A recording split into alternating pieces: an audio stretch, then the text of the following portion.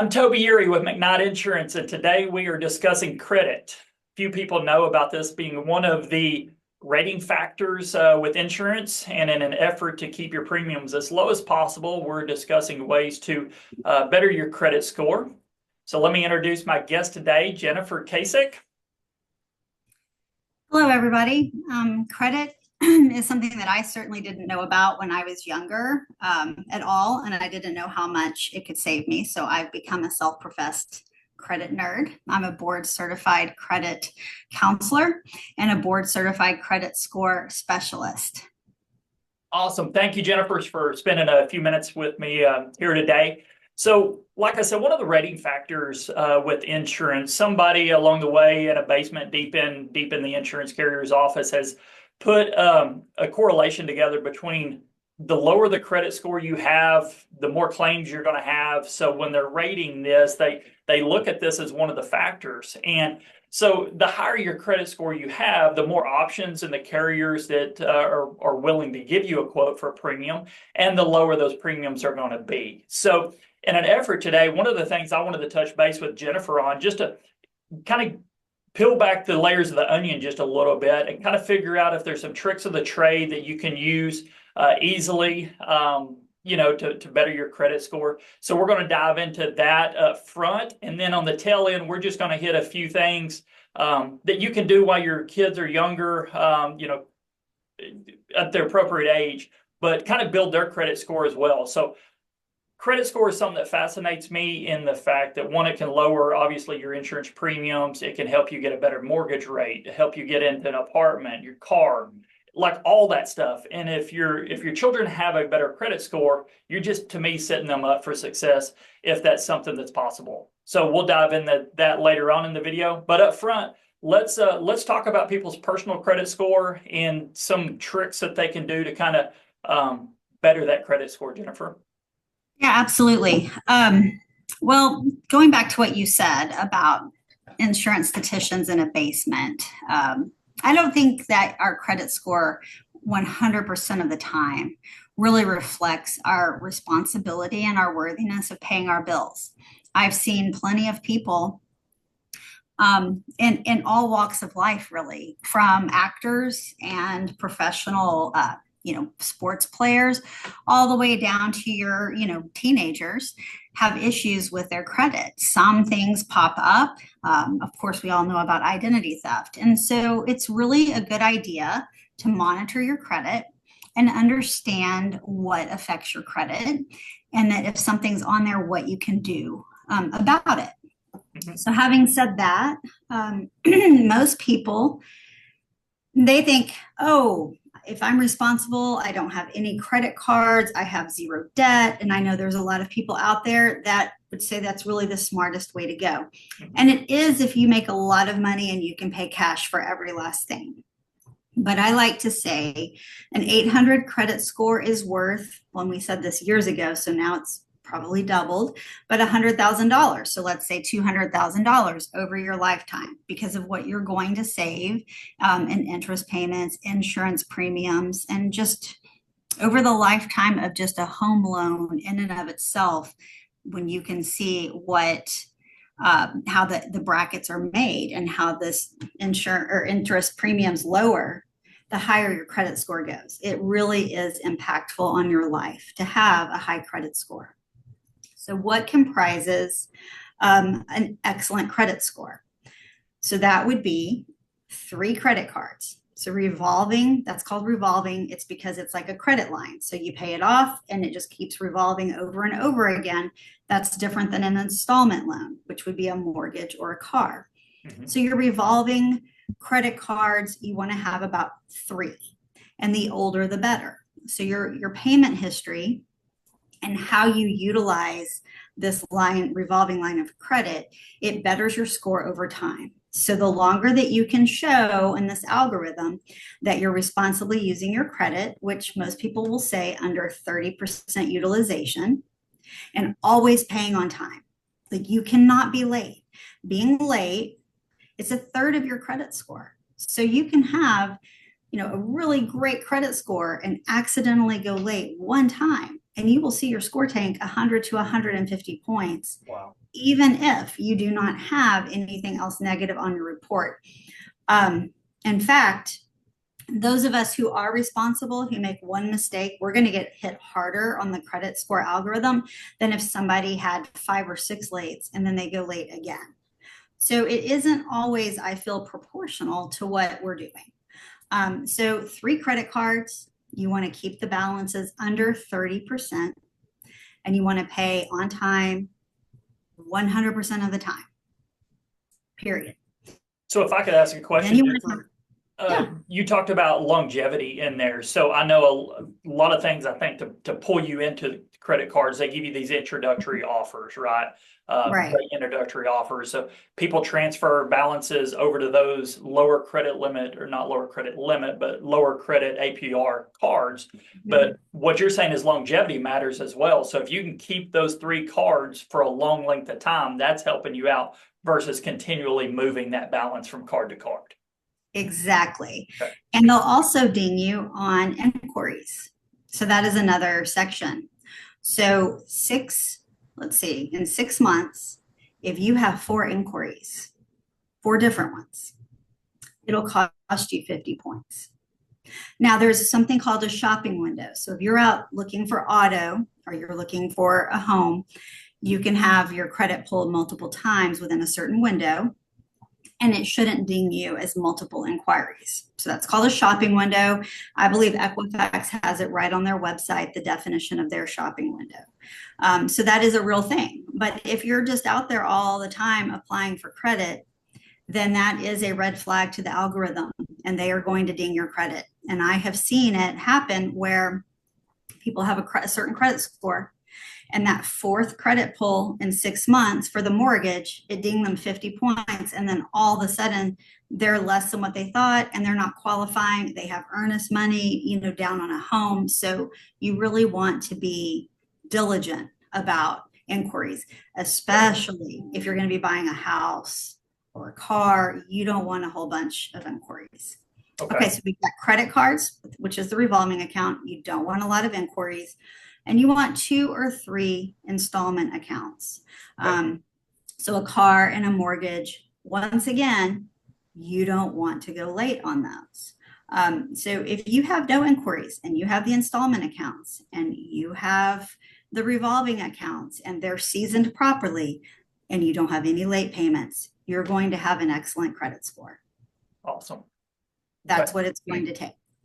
Then you can always talk about what happens when you have negative items on your report. We can do a deeper dive into that at another time.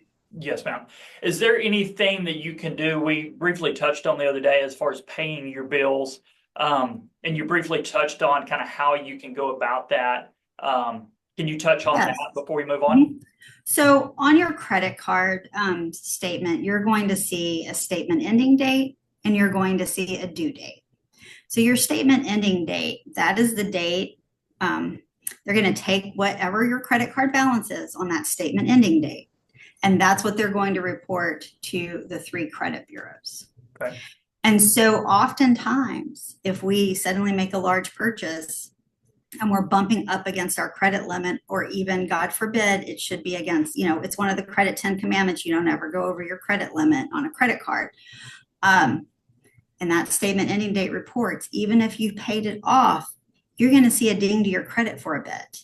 And then it's going to take a minute to come back up because it's going to have to be the next payment cycle on that next statement ending date where you've paid it. So if you're really in a time crunch, because remember, over time with the algorithms, they're going to see how you pay your bills. And as you've taken an extra, time with your credit and you've gone longer, it isn't going to be as volatile. But for those that have, and this is a huge percentage of the population, every point counts, right? And they're on a deadline.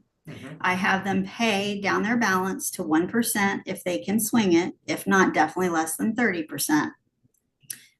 48 hours before their statement ending date. That means that their balance that's going to be reported to the bureaus is going to be nice and low, and they're going to see that bump. Then right after the statement ending date, they can go ahead and they can pay off the rest of the balance.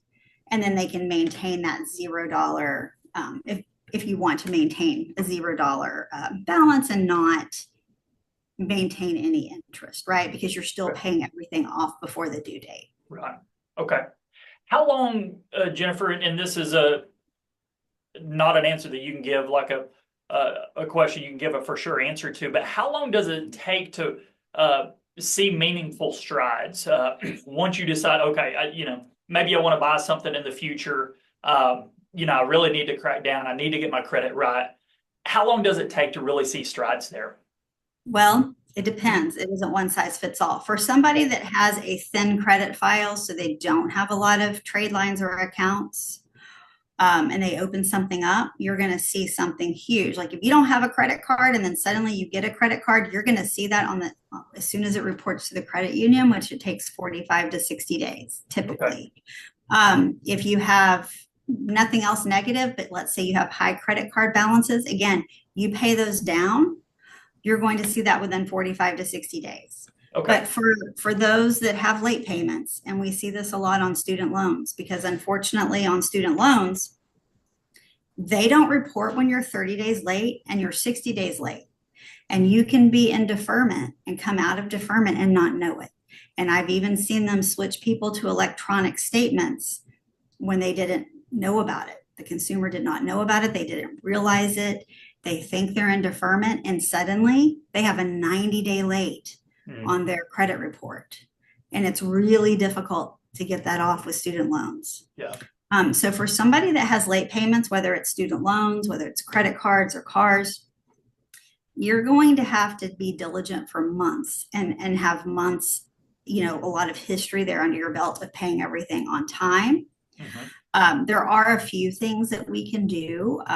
I've even had some of my clients write the CEOs, especially if it's just a one-off time and you have history with this company, you were ill, something happened, and you can say, hey, this is a one-time thing and it's really dinged my credit. And I've seen people have luck doing that, because if you just call the customer service number on the back of the card, you're going to be getting a call center that doesn't have the autonomy to make that decision. Right. So I'm not saying if you mail or email the CEO, you're really getting to the CEO, but he at least has a team of people that can make those decisions. And we've seen luck with that. Okay.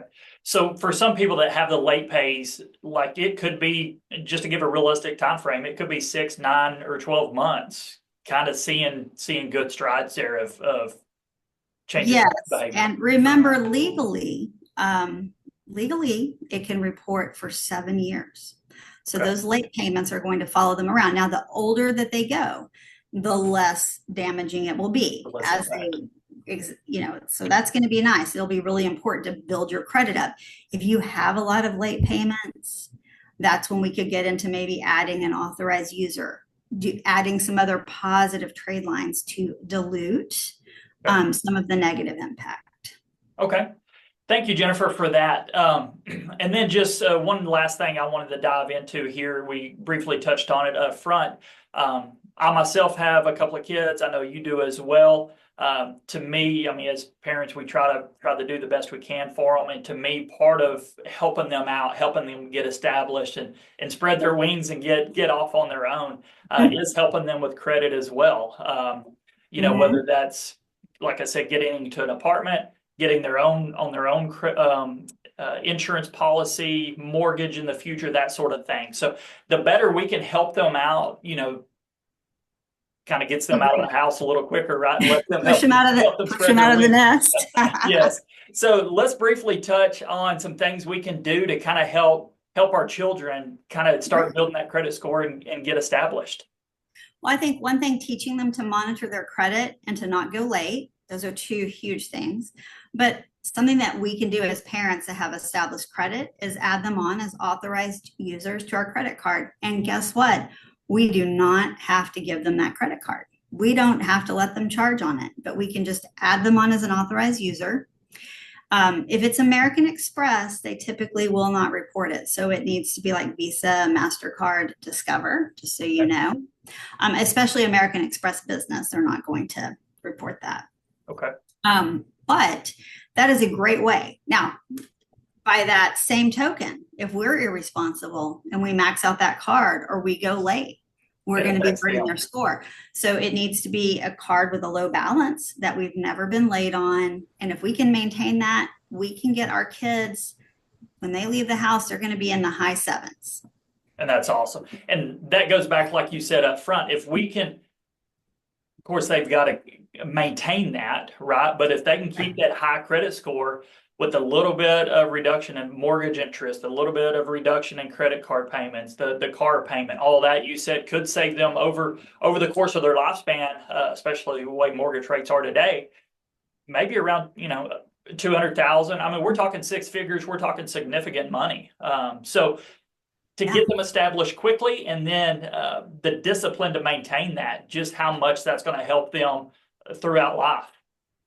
Absolutely. And what if you invested that savings every month, right? The savings that you have in interest, if you could see it and you could invest it. So instead of throwing this money away in interest, who cares if it's tax deductible, right? Right. It is for some people. You get phased out if you're lucky enough to make that much money, right? So like if you can invest what you're saving in interest over the course of your lifetime, think about that.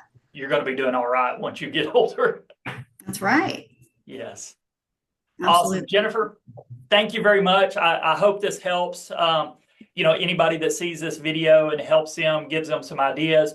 If you need to dive deeper in that, there's people like Jennifer that specialize, board certified in credit counseling, and can help you get that score up. So I just wanted to bring this as just a little taste of what's out there and the way people can either build their credit or help rebuild their credit. And one, help them, even with insurance, which is what I do. So just looking for ways to help people is what we're trying to do here today. So Jennifer, I appreciate your time. Thank you for kind of peeling back that onion a little bit and letting people know what they can do. Happy to help. Thank you. All right.